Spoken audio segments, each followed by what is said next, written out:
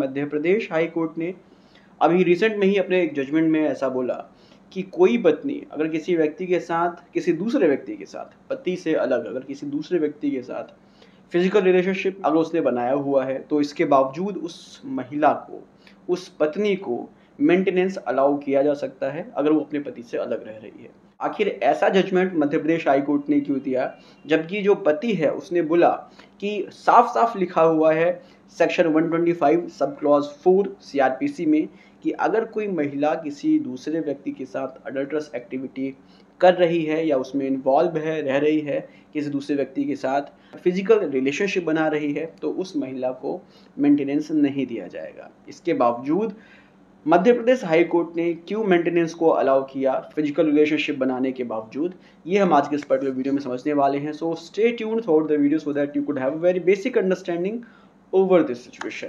अब इस particular case में क्या हुआ था, सबसे पहले ये समझिए। इस केस को फाइल करने से पहले जो पति है वो ऑलरेडी फैमिली कोर्ट में डाइवोर्स पिटीशन फाइल कर चुका था, और जब डाइवोर्स पिटीशन की सुनवाई चल रही थी तो उसी दौरान उसकी पत्नी ने मेंटेनेंस का पिटीशन फाइल किया। अब इस दौरान क्या होता है, डाइवोर्स की पिटीशन को सुन लिया जाता है और उसमें तलाक दे दिया जाता है, पति पत्नी अलग हो जाते हैं। बट इसी दौरान जो वो मेंटेनेंस की पिटीशन थी वो चल रही होती है और फाइनली मेंटेनेंस की पिटीशन भी डिस्पोज होती है, और इसमें जो पत्नी है उसको मेंटेनेंस अलाउ कर दिया जाता है। अब जो केस का फैक्ट है वो ये है कि पत्नी कहती है कि जो पति है वो उससे डाउरी डिमांड करता है, वो उससे 10 लाख रुपए मांग रहा है और उसको परेशान करता है, मारता है, पीटता है डाउरी के लिए। तो इसलिए उसको अलग रहना पड़ता है और इसीलिए उसको मेंटेनेंस चाहिए, और मेंटेनेंस भी चाहिए 25,000 रुपये, क्योंकि पति 50,000 ऑलरेडी कमाता है। इस पर्टिकुलर केस में जो पति है, पति बोलता है कि जो उसकी पत्नी है उसको 2 ग्राउंड्स पर मेंटेनेंस अलाउ नहीं किया जाना चाहिए। पहला ग्राउंड कहता है पति कि जो पत्नी है वो ऑलरेडी PhD होल्डर है, नौकरी करती है, कमाती है, तो सफिशिएंट सोर्स ऑफ इनकम है उसके पास, उसको जो है मेंटेनेंस नहीं मिलना चाहिए। और जो दूसरा ग्राउंड पति लेता है वो कहता है कि जो उसकी पत्नी है वो किसी चेतन नामक व्यक्ति के साथ अडल्टरस एक्टिविटी में इन्वॉल्व्ड है, वो उसके साथ रहती है और उसके साथ रहना चाहती है और आगे वो रहेगी भी, तो इस ग्राउंड पर उसको मेंटेनेंस नहीं मिलना चाहिए। इसको सपोर्ट करने के लिए पति कुछ फोटोग्राफ्स भी कोर्ट में देता है।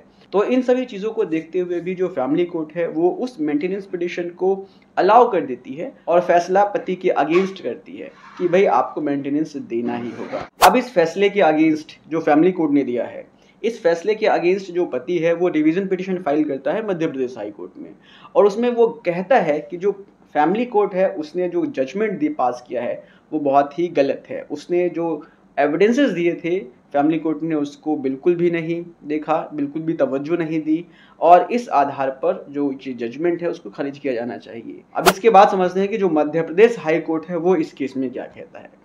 सबसे पहले जो मध्य प्रदेश हाई कोर्ट है वो कहता है कि देखो भाई, जो आपने फोटोग्राफ्स दिए हैं वो कब खींचा गया, किसने खींचा, कहाँ खींचा गया, इसके रिगार्डिंग आपने अपने पिटीशन में कहीं भी कुछ भी नहीं कहा।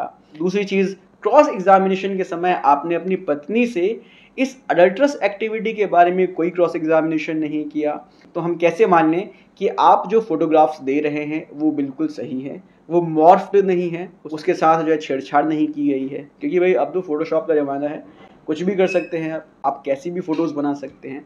तो ये जो फ़ोटोज़ हैं वो रिलायबल नहीं है। ये फ़ोटोज़ जिसने आपको भेजी थी आपने उसको भी क्रॉस एग्जामिन नहीं किया, उसको आपने विटनेस ही नहीं बनाया है, तो कैसे इन फ़ोटोज़ के बारे में हम समझ लें कि ये सही फ़ोटोज़ हैं। अब इसके बाद जो सबसे बड़ा मेन ग्राउंड जो है कोर्ट ने लिया मेंटेनेंस को अलाउ करने का, वो ये था कि जो सेक्शन 125 सब क्लॉज 4 है वो बेसिकली कहता है कि कोई पत्नी जो कंटिन्यूअसली किसी दूसरे व्यक्ति के साथ फिजिकल रिलेशनशिप बना रही है या अडल्ट्री में रह रही है तो ही उसको मेंटेनेंस से डिबार किया जाएगा, ऐसा सेक्शन 125 सब क्लॉज 4 कहता है। सेक्शन 125 सब क्लॉज 4 ये नहीं कहता कि अगर कोई पत्नी कभी कभार ओकेजनल अगर जो है अडल्टरस एक्टिविटी में इन्वॉल्व होती है तो उसका मेंटेनेंस रोका जाएगा, ऐसा बिल्कुल भी कहीं नहीं कहा गया है। इसको लेकर मध्य प्रदेश हाई कोर्ट ने काफ़ी जजमेंट्स भी कोर्ट किए। दिल्ली हाई कोर्ट की एक जजमेंट है प्रदीप कुमार शर्मा वर्सेस दीपिका शर्मा, इसमें भी यही बात कही गई है कि अगर पत्नी कंटिन्यूअसली अडल्ट्री में इन्वॉल्व्ड है तो ही उसका मेंटेनेंस रोका जाएगा। मध्य प्रदेश हाई कोर्ट ने अपने ही 2 पुराने जजमेंट्स को भी कोट किया यहाँ पर। एक का नाम है अशोक वर्सेस अनीता, दूसरे का नाम है सुखदेव पखरवाल वर्सेस रेखा। इन दोनों जजमेंट्स में मध्य प्रदेश हाई कोर्ट ने पहले ही बोल रखा है, अगर कोई महिला कंटिन्यूअसली अडल्ट्रस एक्टिविटी में इन्वॉल्व है तो ही उसको मेंटेनेंस से रोका जाएगा। इसके साथ ही साथ मध्य प्रदेश हाई कोर्ट ने केरला हाई कोर्ट की जजमेंट को कोट किया, जिसका नाम है संध्या वर्सेस नारायणा। इसमें भी साफ साफ केरला हाई कोर्ट ने कहा कि अगर कोई महिला अडल्ट्री कर रही है कंटिन्यूअस तरीके से तो ही उसको मेंटेनेंस के लिए रोका जाएगा।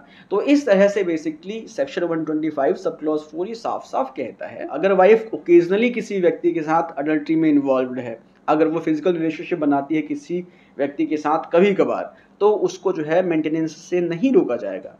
लेकिन अगर वो कंटिन्यूअसली अडल्ट्री कमिट कर रही है तो ही यहाँ पर उसको मेंटेनेंस से रोका जा सकता है। तो इस तरह से मध्य प्रदेश हाई कोर्ट ने इस रिवीजन पिटिशन को जो हस्बैंड ने फाइल किया था उसको रिजेक्ट कर दिया, और जो फैमिली कोर्ट ने अपना जजमेंट पास किया था मेंटेनेंस को लेकर उसको बरकरार रखा। सो आई होप आपको इस जजमेंट की हेल्प से ये समझ में आ गया होगा कि अगर पत्नी कंटिन्यूअसली अडल्ट्री में इन्वॉल्व है तो ही उसका मेंटेनेंस रोका जाएगा, अदरवाइज नहीं रोका जाएगा। मिलते हैं नेक्स्ट वीडियो में, टेक केयर, बाय बाय।